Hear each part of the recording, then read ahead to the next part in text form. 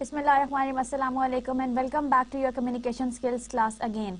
We are back again with your professional communication skills, that is your writing skills, and today we are going to thoroughly discuss that how you can improve your email writing skills. To begin with, let's quickly recap that what we have done in our previous lecture. The previous lecture basically was about the letter formats. Basically, we learned that what exactly is a letter. Through one process, we have learned that letter is a formal communication that goes outside your company. Now, you cannot send a letter to your colleague, or you cannot send a letter to your supervisor, or sometimes the supervisor cannot send you a letter for asking you for anything. Maybe they would call for a meeting, or maybe they would send you a short email if that's required. So letters basically are those formal or external communication which are being sent outside the organization or outside the companies. For that, we have discussed some of the letter formats. First of all, we discussed the block format, in which everything is left aligned, everything that you receive is on the left hand margin. This block format is very easy to type, and it's really very it's typed quickly, it's a very easy format to deal with. The second kind of the format is simplified format. That is another kind of a format that somewhat resembles the block format. Only the exception between the simplified format and the block format is the inclusion of the subject line in the simplified format, which makes it different from the block format. However, in the simplified format, as we said that just like the block format, everything is there on the left hand margin. So it is also typed quickly only with the inclusion of the subject line. Then the third thing, or the third type of the letter that we have discussed, was the modified block format, in which we discussed that there are two exceptions of the date and the closing, which occur to be on the right hand margin. Otherwise, all the stuff and all the other elements of the letter are supposed to be on the left hand margin. We thoroughly discussed some of the elements of the letter, or the components of the letter, which basically begins with, let's write them one by one so that you quickly can recall and recap that what we have done in our letter writing. So in the modified block format and in the simplified format, in the block format, there are elements which are common. However, there is a difference of placing them in different places of the display as a layout of the whole letter. The first component or the first element of the letter is the reader's address. That is the person who is actually writing down the letter. So this is the reader's address first of all. The second one is your date. We have also discussed that how exactly you are supposed to write down the date on the paper, on the letter. So make sure that you are not going to write it in a wrong way, as to make sure that this is of your business and the professional communication. The third category is your inside address. That we have also discussed in detail, that what exactly you are supposed to write in the inside address. That basically has something to do with the reader's address. On the top, you write down the writer's address. So you begin with your name and your address, you write down the date, and then you write down the inside address. Then the fourth element is your subject, which has to be of only one line. Then the fifth point and the fifth component is your salutation, which is basically written as Dear Mr., Dear Miss, and you take the second name of the person, that is followed by the semicolon. The sixth part is the letter body, which basically is being divided into three parts. The first one is introduction paragraph, the second one is the discussion, and the third one is conclusion. So basically your body of the letter is being divided into three paragraphs: the introduction, the discussion, and the conclusion. Then comes your complimentary close. That is to be followed by a comma. Then again you leave 4 lines, that is your sign name, for which you leave 4 lines on the paper so that you can make your signature legible for everyone. And then in the end you have your typed name. So these are all the letter components that we have discussed in the previous lecture, and I hope that you must have tried writing one at home as well. We also discussed some of the kinds of letter, like the letter of inquiry, starting up with the letter of inquiry, which basically inquires about something. The letter or the cover letter, which is also known as the letter of transmittal, which basically tells you about the key points which are there in the attached or the enclosed version. That can be a report or that can be a CV. We also talked about the good news letter, which communicate to you a kind of a good news, like a promotion, maybe a scholarship or anything.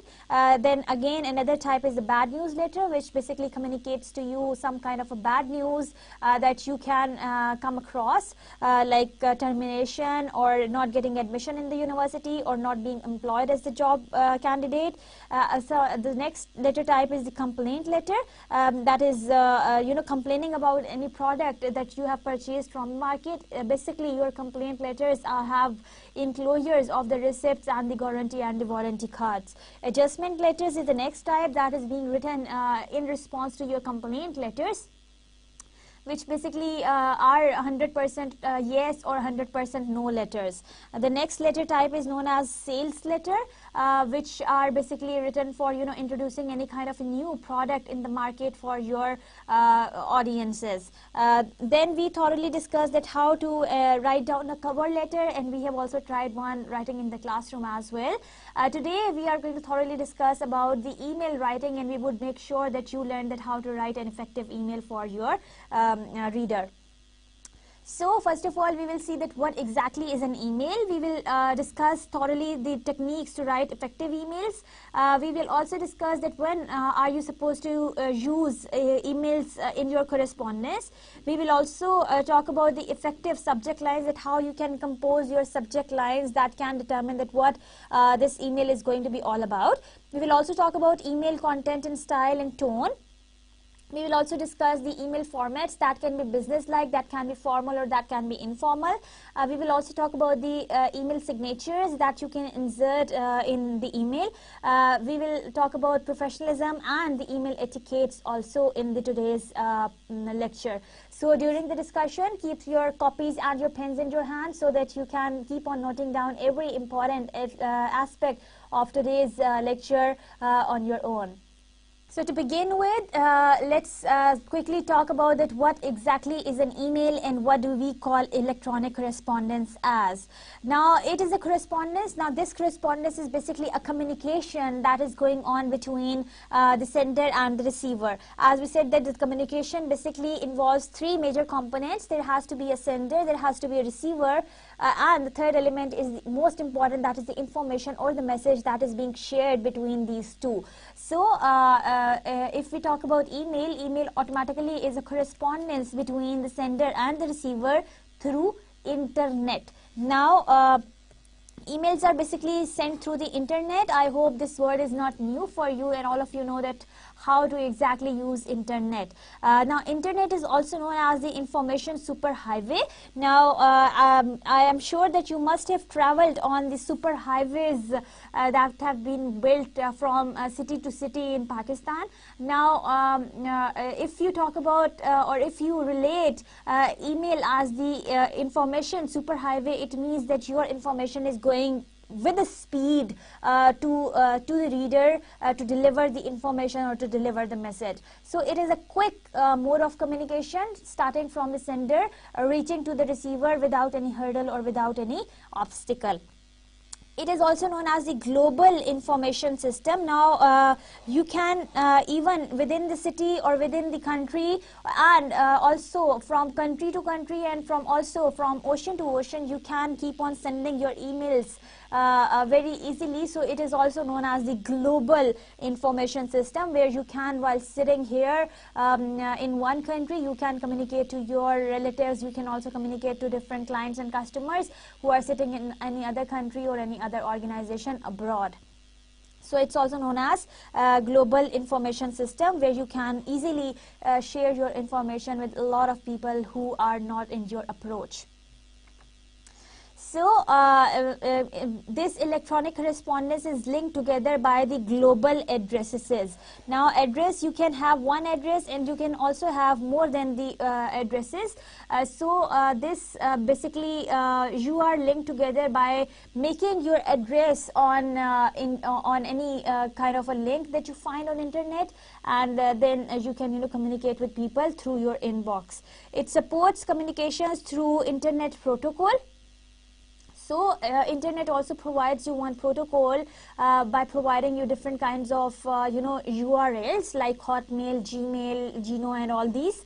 So they provide you this internet protocol for communicating with one another. They provide high level services, like they can be public or they can be private. Now your email can become a public email and your email can also become a private email. So different kinds of services are being provided by internet to you. Now let's discuss that what is an email. As we have also discussed that what exactly email does is it's a super highway, information super highway, and it connects us in a global information system. Now email is an electronic message. Now it cannot be sent without having this modem or this DSL or maybe Wi-Fi or maybe internet connection in your home. So that's one electronic message for which you are supposed to have a system, a proper system, maybe a laptop, maybe this monitor with the this CPU, where you can log in, and that is the one thing that you are supposed to make sure is that that is connected with the internet. Now there are varieties of connections, like there are few connections with which you are supposed to insert wires. Now that we are moving towards the modern technology, now there are wireless connections available in the market as well that you can also use in your telephones or in your mobile phones as well. So through which you can send an email easily. Now talking about an email, that what exactly is an email? Emails are electronic correspondence which are cheap. Now they are really very cheap and you don't have to spend any money on them, as compared to letter. If you are sending them via TCS or UMS, you are supposed to put up some money to send them quickly. However, if you log on to internet somewhere, maybe maybe you are waiting for your plane to fly, and maybe you are sitting in your college, maybe you are sitting in your university, maybe you are sitting in your office, maybe you are sitting at home, and if you have got this Wi-Fi connection and this wireless connection, you can easily send an email that won't cost you anything, or that won't cost you any amount, because emails are really very cheap and they can be sent without involving any money. Emails are also quick. As soon as the sender will send an email, within a second a receiver will receive an email once he or she is going to refresh his or her window. So we have talked about the two characteristics of email, that they are cheap and they are quick. Emails are also convenient. Now they are also convenient. Instead of typing down the letter, instead of worrying about that you are supposed to compose a memo or anything else, if you can quickly type an email, that is really very convenient for you, maybe on your mobile phones as well. Now there are some examples like Yahoo, Hotmail, Gmail, Juno, Exire and other so many versions of making your email accounts on. So this is how you can very well make your emails very easily. Now there are some techniques for, now that we have understood that what exactly is an email, now let's discuss some of the techniques for writing effective emails. First of all, you are supposed to take this thing in mind, that you are going to use the correct email address. Now for this correct email address, make sure that you prefer your name in the beginning of the email, that is followed by any URL that is attached to it. Like for example, if I am making my email address, so I would write it down as Anila Noshin at gmail.com. So this is how we write down our email address, not like pretty Hasina, cool dude, and stuff like that. I mean, using those words which do not exactly are related to your name. However, there are options on the internet also. Once you are going to make your accounts, you would see if your name is not available, they would give you the options with digits. Like for example, if the option of Anila Noshin is not available, they can give me the option Anila Noshin 1981 at gmail.com. So this is how internet also provides you with the examples by providing you the digits for something. So make sure that you are going to use the correct email address that is professional, or that looks professional to the next person. Provide an effective subject line that is related to the topic or the main key point of the email for which you are sending an email to the to your reader. So make sure that you are going to choose a subject line that targets on, or that clearly indicates that what your email is going to be all about. Limit your email message to one screen. Use cyberspeak abbreviations like, for example, one example is as soon as possible. So instead of writing the whole phrase, what you can do is you can use these kind of cyberspeak abbreviations to shorten your email, as to make sure that once the reader is going to open the email, they are going to get and receive the email on one screen only. The next thing that you are supposed to keep in mind is to organize your email. You have to have, like in the letter we are supposed to have 3 paragraphs. So in the email we are also supposed to have 3 paragraphs. The first one is introduction, the second one is discussion, and the third one is conclusion. So you are going to make sure that your email is divided thoroughly into 3 paragraphs. Your first paragraph should thoroughly introduce the reader to the subject. The second one should thoroughly discuss the subject for the reader, and the third one should quickly conclude the whole of the essence of your discussion. Also in your email, if you want to make them effective, you can use the highlighting techniques. Like sometimes you can use different colors to make sure the important points or important words are dominant, or they look prominent in the whole conversation. Sometimes you can also underline them, and sometimes you can also write them in bolds. So these are some techniques, some effective techniques that can make your emails look good and professional. Another thing that you are supposed to keep in mind is to proofread your email before you are about to send it to the concerned person who is supposed to receive the email, because sometimes the spelling check on your on a computer is not reliable, and maybe you are going to send the wrong spellings to someone. So make sure that you proofread your email, and for the proofreading, it is the best idea that you read it loud to yourself, so that you can find out the errors while you are listening to your own conversation. The next thing, for the effective emails, make sure that you are not going to email the confidential material. The email accounts can be hacked also, so make sure that you are not going to send any confidential material to your reader through email. Make sure that either you see them personally, or sometimes also you can send them a letter. Make hard copies for future references. Now, if you feel that there are any important emails which carries very important attachments, now if there are chances of your email accounts being get hacked by someone, so make sure that you are keeping the copies of all those important material which are there in your email inbox. So keeping the hard copy is another good idea for making your emails effective and long lasting.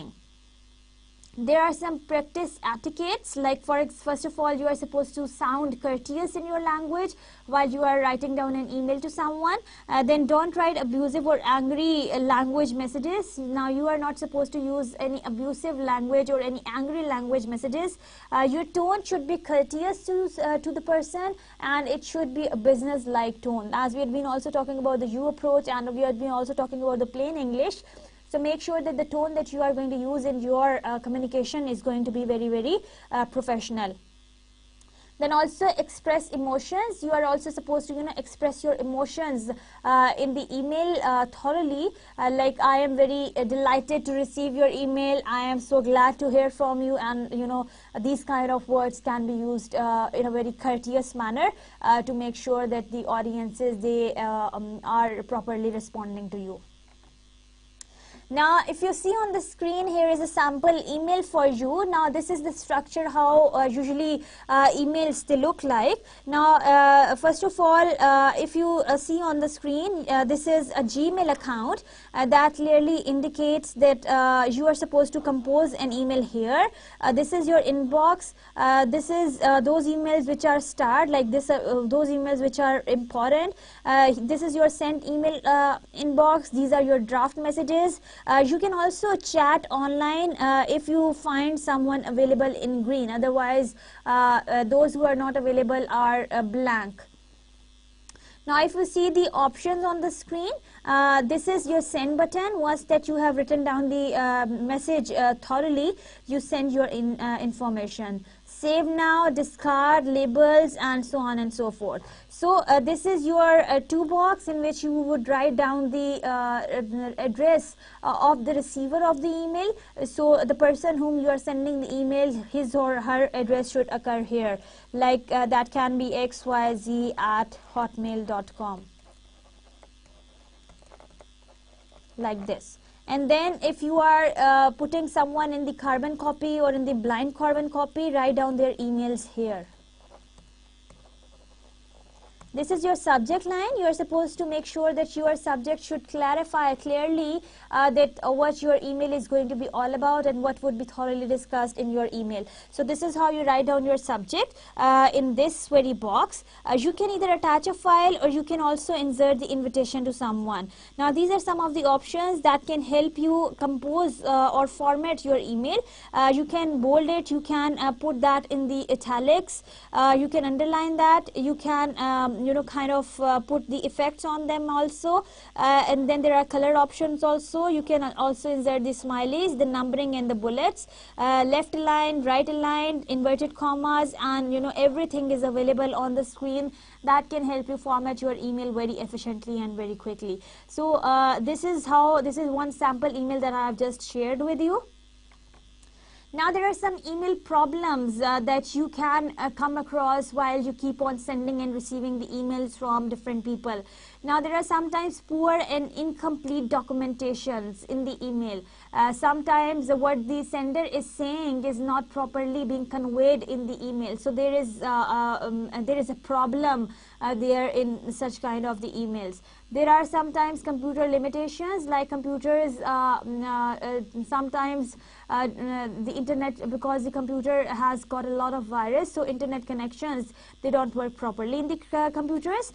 Sometimes if you go to these internet clubs or these computer cafes, you would see that there is no privacy in those cafes. You would have to delete the whole history before you leave your cabin, because this is not a very secure way of sending your emails to someone. Sometimes emails can also create misunderstandings between the people, because the way you are saying is not being communicated to the next person properly. So this is how there are problems with the emails, like computer limitations, like lack of privacy, incomplete documentation, and misunderstandings. Now there is a formal email format, and you would have to look at it very carefully as to make sure that you understand each element very well. Now use this format or for professional purpose, for writing to professors and for applications and resumes. So this formal email format is basically written for, or is being used for, the professional communication. Like once you start up with "Dear Professor Kim." Now if you are writing down a professional email, make sure that you are using "dear" for the person, not "hi." Now "hi" is a kind of a very informal thing. No punctuations are there after "dear." So there are no punctuation marks after the "dear", like colon or semicolon. You continue with writing down the name of your professor. There is a colon here which with no space between the word before the colon, like "Dear Mr. Turner," as you can see it very well. So this is how you are supposed to write down the salutations for the next next person. Now if you see, there is a colon and the name or the first letter of the person is being written in caps. You are supposed to capitalize names. The first letter of the name should be capitalized. These days punctuation is getting simplified, especially in the business world. If it is a routine email and not a formal business letter on paper, then no colon is also appropriate. So if you don't insert any colon here or here, that would be okay, because emails are getting day by day they are getting simplified, so you don't have to worry. Here you are supposed to write down the body of the email, that is divided into 3 parts: the introduction paragraph, the middle paragraph, that is discussion, and the third paragraph, that is conclusion. So this is how your email is divided into 3 major parts. Then in the end you write down sincerely, like you are kind of paying your complimentary remarks. Sincerely is followed by a comma. Sincerely in other closings are followed by comma. The name should be on the next line or skip 1 line. If it is a business letter or paper, then you should skip 4 lines because your handwritten signatures should be between sincerely and your name. So if you are supposed to write down your name, make sure that you leave only 1 line here. Notice that the second word is not capitalized. Now this second word, the T of the second word truly is not capitalized because that's not a name, and that is usually followed by a comma. Now no commas are between the titles and end of the signature lines if possible. Like you write down your name, Adam Turner, Director, English Writing Center, High-End University. So this is how the email, formal email format looks like, and this is how you are supposed to take care of the salutations, the closing remarks, and the complimentary remarks. There is another personal informal email format that can be any way, because that's kind of an informal format, so it varies from person to person. Like very informal is Adam. Dear Adam, followed by comma. Dear Mr. Turner, dear Mr. Turner, with comma and without comma, as you can see very well, all of these examples. Now the greetings is a personal email in not the important, but follow the punctuation here at least. It also depends on the relationship between the people too much to give clear rules. There is also a Korean email style that is influenced by internet. Overusing these exclamation marks and these ellipses is common in emails from Korean students. Do not use hi or bye when emailing foreign professor. It looks really childish. So make sure that if you are sending an email to your supervisor or your professor, make sure that you are not going to put a lot of exclamation marks, and sometimes you are not using a lot of ellipses in your emails because it really looks childish. Then a period only after beginning with hi, so you can also insert the commas. Now that's on your understanding that how do you want to write down these salutations as. Hello Mr. Turner, comma after hi or hello. So this is one example of writing down the informal message. Take care, bye, see you tomorrow, love, etc. Maybe the closings as possible. So this is how you compose, and this is how you write down informal emails as. There is no proper closing for them. You don't have to write your name, only you can say goodbye, take care, see you tomorrow, and stuff like that. Now moving on to the next slide, here is an example of a bad business email. Let's read it out. The subject is some points to discuss. Now the subject itself is not very clear. Now the email says, hey people, we are thinking of changing a few things around the office. These things have bothered most of us, and the management thinks it is a time we take notice of these aspects. I know that we are all really busy, but we should speak about these points in our meeting. Also, many have not yet submitted the reports, and the deadline is coming up in the next couple of days. So make sure we all concentrate. Thanks, Benny Markson. So there is a kind of no structure of the email. You don't know where the email is starting, and you don't know where the email is ending. So that's one bad example of an email, that emails are usually not composed this way. Now moving on to the next slide, now see that there is a formatting of a business email. You first of all start up with the subject. your subject should strongly indicate that what your email is going to be all about. You start with the salutations like dear sir or dear madam, that is followed by a comma. Then you write down dear, reference to your email dated so and so regarding dash so and so. You are supposed to write down the subject. I would like to intimate that now you would write down the whole discussion. You will soon receive a detailed hard copy regarding the same. So make sure and tell them and assure them that they are going to also receive the hard copy of the same. For any further queries, please feel free to contact me on my email address and phone number. So this is how you write down one good business email. Thanks and best regards. Sender's information, sender's designation, company name and contact number. If there is any personal message, this is a computer generated message and thus bears no signatures. So this is how a formal business email or the structure of a business email looks like. Now let's see an example of a good business email. The subject of this email is the discussion related to the management policy and reminder for deadline due. So this is how you write down the complete subject of the email. It clearly indicates that the discussion related to the management policy, the discussion we had regarding the management policy and also reminder of the deadline that is due. Dear staff, that is followed by comma. It has come to the notice of the management there are certain policies that are not acceptable by most of the employees. These policies are bothering most of the employees and this is affecting their general performance. Although most of us have a busy schedule, we shall bring up that policy plans during our next weekly meeting. It has also been found the project is nearing its deadline and many have not yet completed their tasks at hand. Your problems and queries will be addressed in the next meeting as stated above. Thus, it will be better if we start concentrating on our project and give no opportunity to the client to complain. The management has full trust on its employees and we hope we will not disappoint us. You will not disappoint us. Thanks. Benny Markson, HR Manager, Jackson Consultant. Now this is the same email that we have seen in the bad example as well, where the whole paragraph was first of all discussing the management policies, and again in the same paragraph the deadline of the report that they were supposed to submit was also discussed.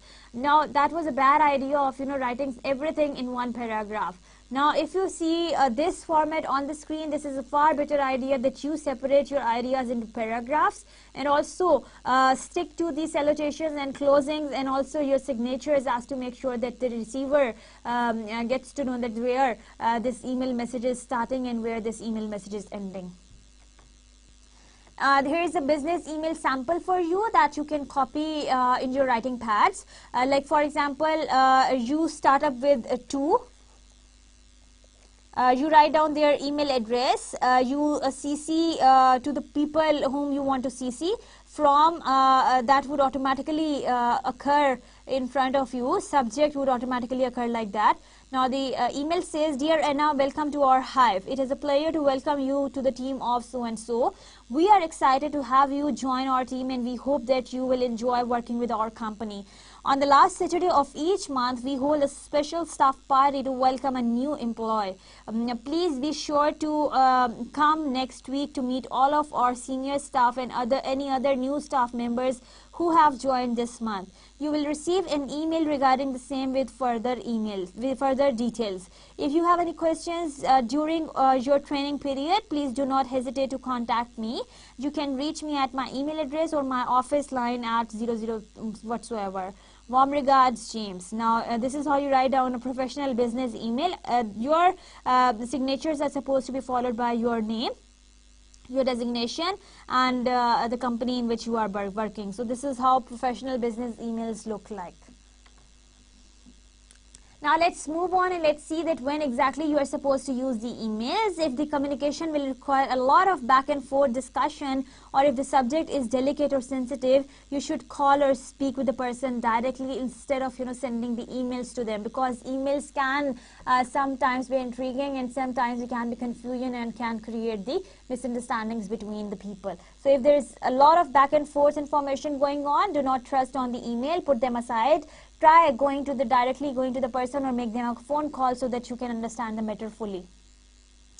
Another thing that you are supposed to keep in mind, that if a discussion is becoming emotionally charged, stop exchanging emails and try to communicate with the person whom you are with whom you are communicating. Try to communicate with them directly or personally.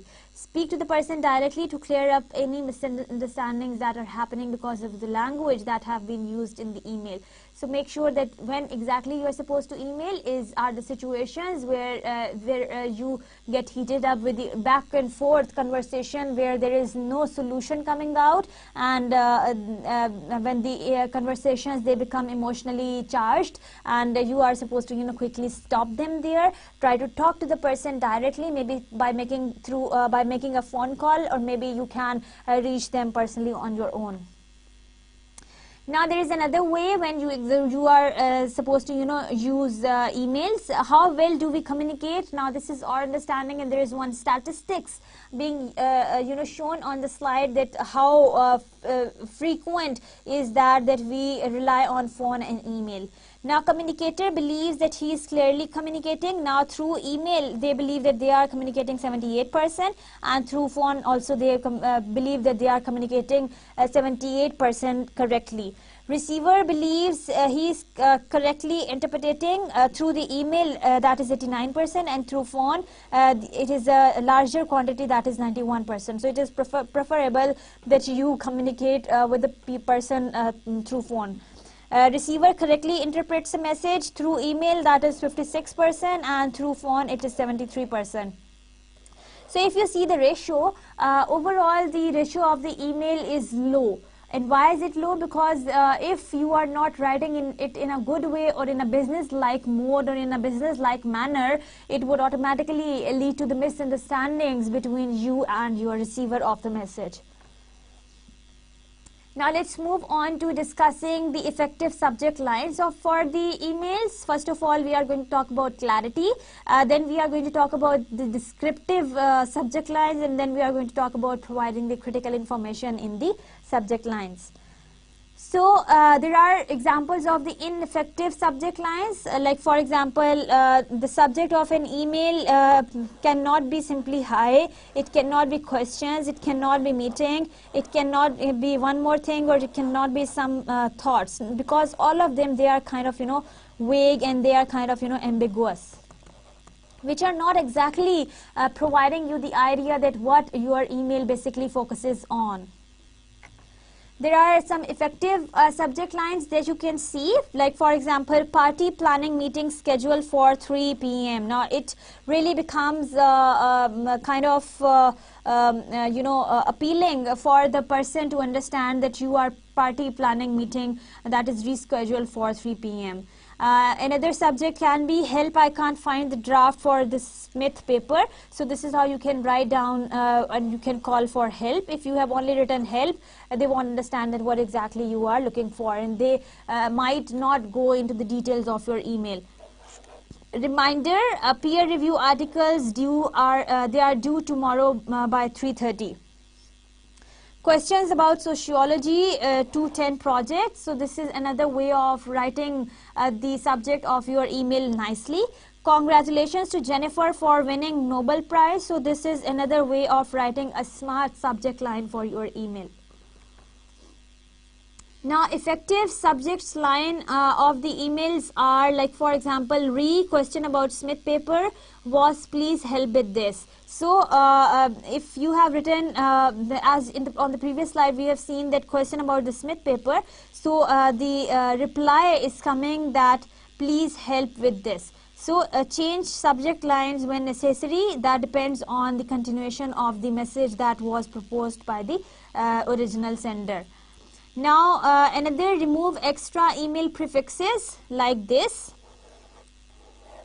If that's a forwarded email or if that's a replied email, make sure that these extra prefixes are removed. Reminder, deadline for the spring semester is January 15. So you are supposed to quickly make sure that you are going to delete all the prefixes that are attached to your email. Now there are more examples of effective subject lines, like for example, thanks for your help today, this one, then got your message Again, NM, today's group meeting cancelled. SSIA. So you don't understand these kind of terms. These are cyber links of internet. Now let's see that what exactly they stand for. They stand for end of the messages. NM stands for no message, and SSIA stands for subject says it all. So you are supposed to, write down these explanations in detail for the convenience of the reader, because everyone is not an IT person to understand all these things. Now, before you start writing, ask yourself, the email content is truly the correct person to contact. So before you actually start writing the email content, make sure that you ask yourself that is this truly the correct person to be contacted through email? What is my goal of writing an email or for sending an email, and should this conversation be held in person or over the phone? So try to question yourself about a few things that are that the person that you are contacting through email is the right person to be contacted. The second thing is what exactly is your goal to contact that person. And the third thing that you are supposed to keep in mind is that you are supposed to see that should this conversation be held in person or over the phone. So this is how you are supposed to check and ask from yourself a few questions, and you are supposed to then answer on your own.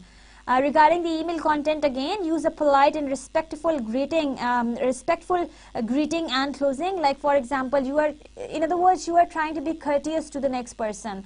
For example, you use the term Professor understand. You also use the term respectfully. You also use the term sincerely. So all of these terms, they kind of tell or kind of relate to the courtesy that you are sending towards the next person.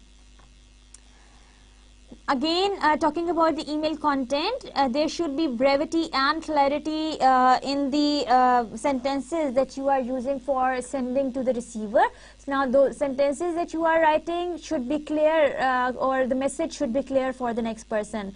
Try to keep each email short, so make sure that your emails should be of one screen only. They should not exceed more than one screen, because if they are going to exceed more than one screen, possibly they are going to create problems for the reader to scroll down the screen and then read the whole email, which is kind of time consuming.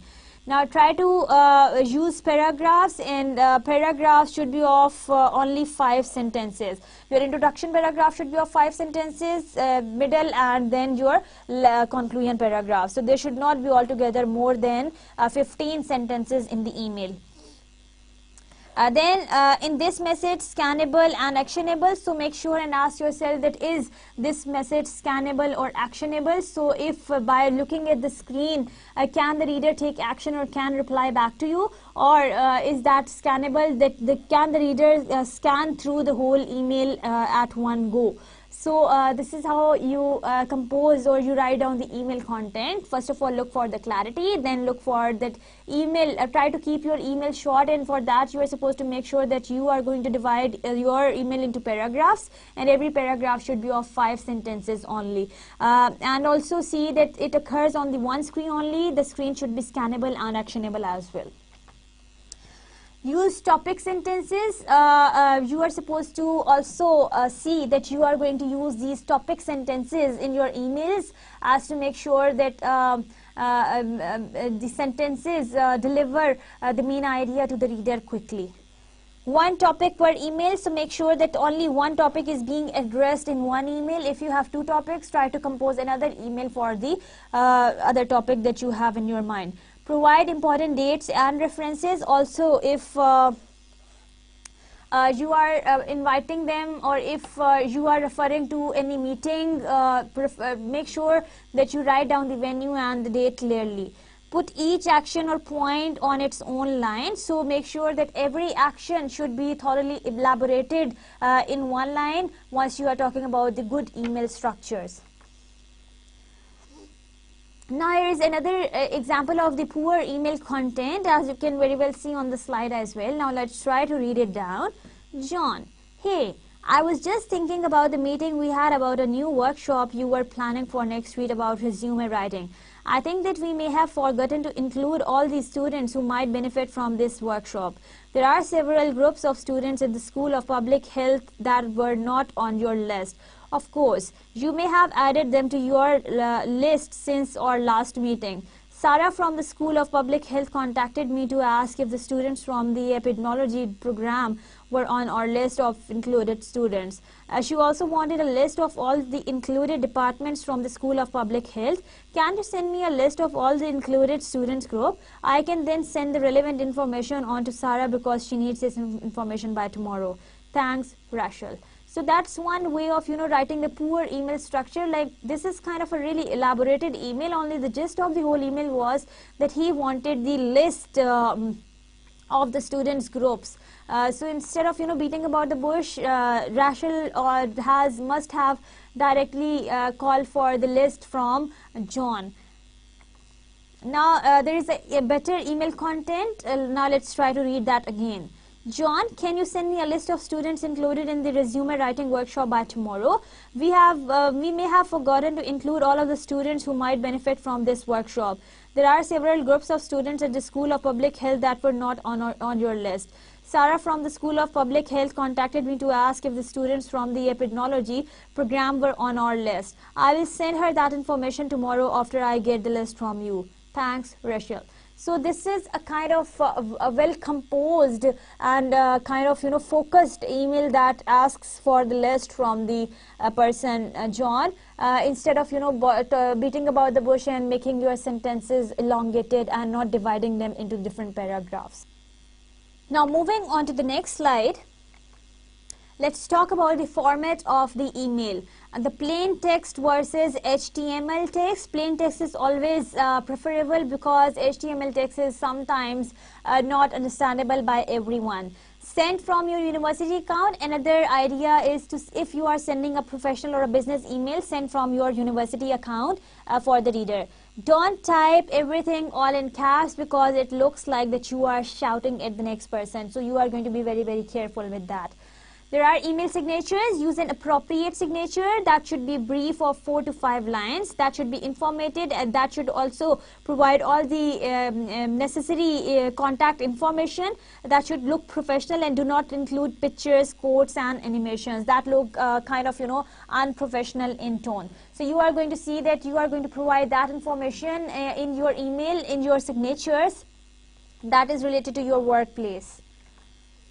There is a professionalism to every email. Always spell check before sending. So make sure that you are going to check all the spellings of your email, the grammar of your email before you are actually going to send your email to the receiver. Set your email program to automatically check before sending. So there are options in different URLs. You would find them out. If you put that on the auto check, that would automatically check for spelling if you have written down any wrong spellings. Reread email for other spellings, grammar and punctuation errors, because always the computer screen or computer itself is a machine, so it's not reliable. Always proofread at least once. For that you are supposed to read it loud and sleep on it. So try to read it in a loud voice, so make sure that you sleep on it and you give it proper time. Before sending, ask yourself a few things. The first one is that would I be comfortable having this email posting on a public bulletin board or forwarded on to my entire department? So make sure that if one person is reading that email, what if the email is being read by a majority of people? So would it be appropriate for everyone to read? So keep that scenario in mind also. Also keep in mind that all laws governing copyright, offense, discrimination and other forms of written communication also apply to email. So also talk about or also keep in mind the copyright issues, the offense issues and the gender discrimination issues. Also see or complete the 2 line in the last. So once you have written down the whole email, checked for the grammar and spelling and checked out for everything, checked out for the tone of your message, in the end you are going to fill in the 2 box in which you are going to write down the email address of the person whom you are going to send the email. Set your email program to delay sending. So also set your email program to delay sending. That would also help you if you don't want to send that email immediately, or if you have made any error in the email, that can back up your email, or that can provide a backup to your email by calling it back. Remember that emails are permanent and emails are searchable. So emails would remain there in your sent items. So they are permanent, and they are searchable because you can search them anytime by writing down the name of the email, or by writing down the subject of the email and then click on the find option. There are some email etiquettes that you are supposed to keep in mind. First of all, why is email etiquette important? We all interact with the printed word as though it has a personality, and that personality makes positive and negative impressions upon us. Without immediate feedback, your document can easily be misinterpreted by your readers, so it is crucial that you follow the basic rules of etiquette to construct an appropriate tone. So this email etiquette has more to do with providing the accurate tone to your reader. The elements of email etiquettes are general format, writing long messages, attachments, the curse of surprises, flaming, delivering information, delivering bad news, and electronic mailing lists. Let's discuss them one by one. There is a journal format, that is the basics. Write a salutation for each new subject email. So if that's a continuous back and forth email, try to make sure that you are going to write the salutation for every email, every new email that you are going to send. Try to keep the email brief, that should be of one screen length, that we have also discussed earlier. Return emails within the same time you would a phone call. So as soon as you receive a message, try to make sure that you reply back to them without any delay. Check for punctuation, spelling, and grammatical errors.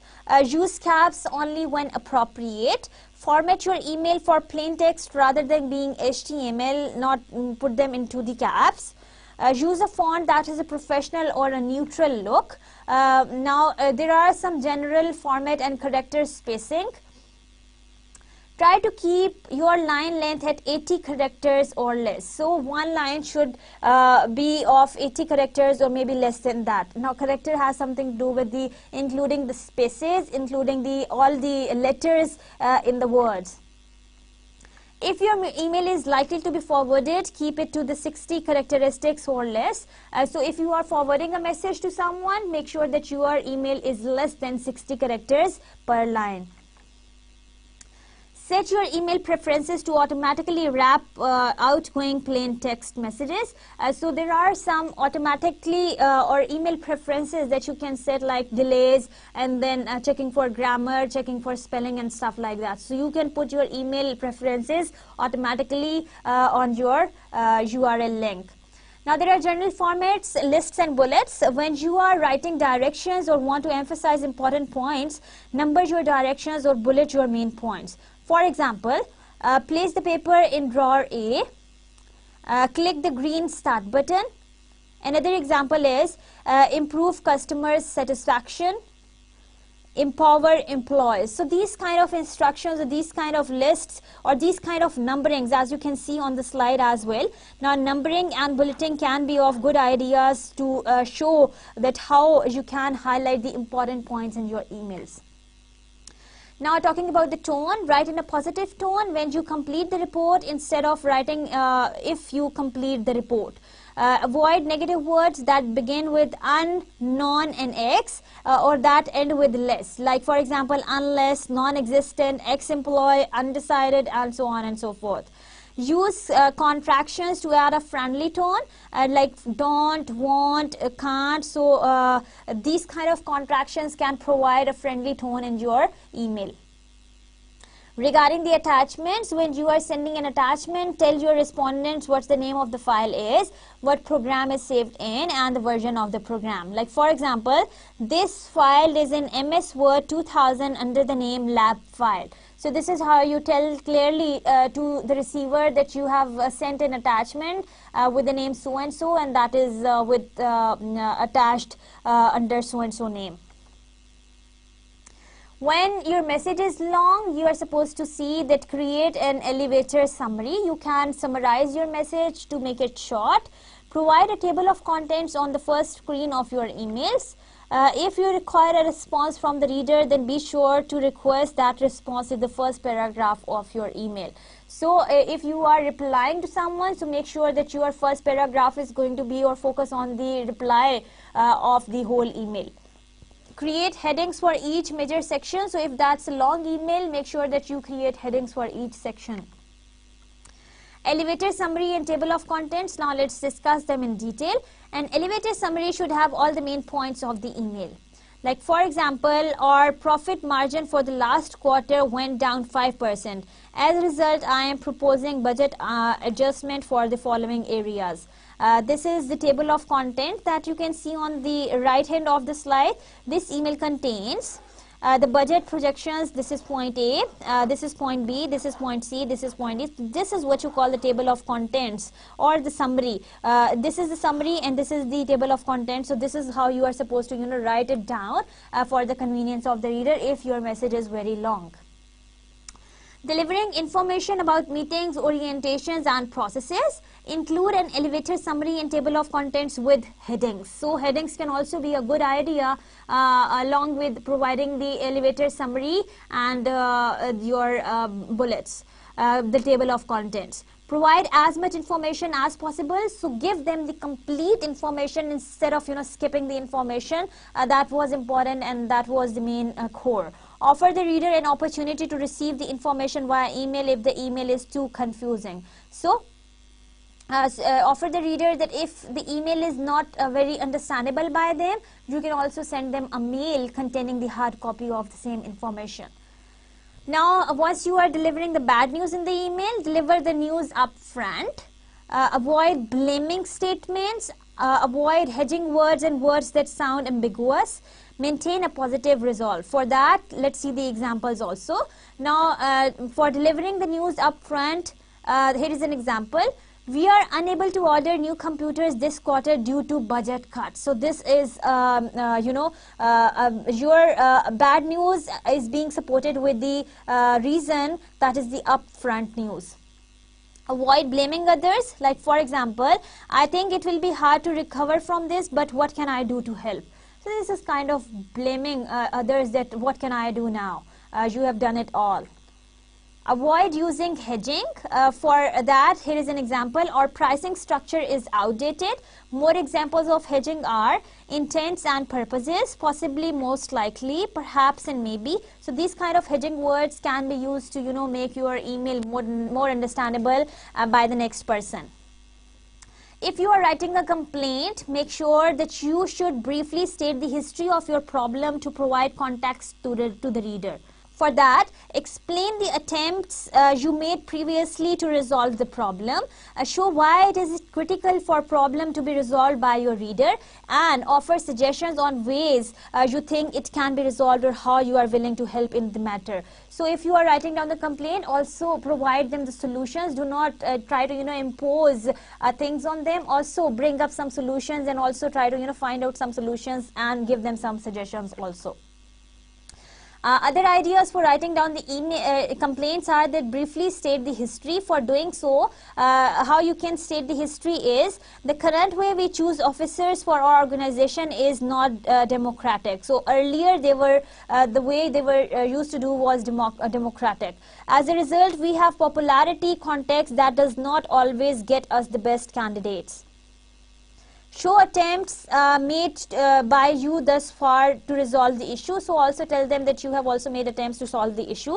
I have offered two alternatives for officer selection that still involves the votes of the members, but both have been rejected by the executive board. So some kind of things in the complaints can be addressed clearly by providing the history, as well as an attempt to rescue or an attempt to resolve the issue or provide the suggestions to the next party.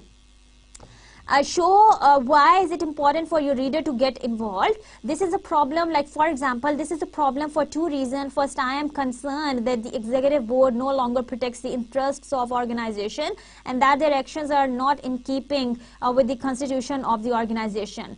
Second, there have been a number of complaints from the members who feel that their concerns and preferences are not being addressed by the executive board, which decreases morale and productivity. So this is one way of answering to the complaints. Ask for help and offer a resolution. Please let me know what other options I may have overlooked. I am willing to meet with the department head and executive board to seek out a solution that is fair to the members and is good for the business of the organization. So this is how you provide them the solution or the resolution of the problem. Do not take your reader by surprises or press them to the wall. Do not wait until the end of the day to introduce a problem or concern via memo or email. If there is a big problem that you think needs or is concerned or is really a very hot problem, you must communicate to them verbally. Avoid writing a petitions of concern that you have been hiding for a long period of time. So do not try to write on petitions in the emails also. Now move on to flaming in emails. Flaming is a virtual term of voicing or sending inflammatory messages in email. Avoid flaming because it tends to create a great deal of conflict that spirals out of control. Flame fights are the equivalent of food fights and tend to affect observers in a very negative way. So once you are flamed up, of course, you are going to have a negative impact on your reader.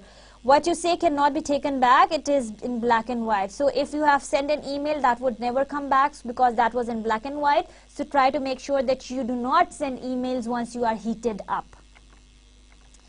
Keep flaming under control. Before you send an email message, ask yourself that would I say this to this person's face? Calm down before responding to a message that offends you. Once you send the message, it is gone.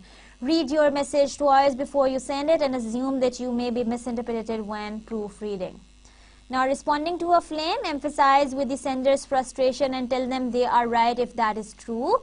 If you feel you are right, thank them for bringing the matter to your attention.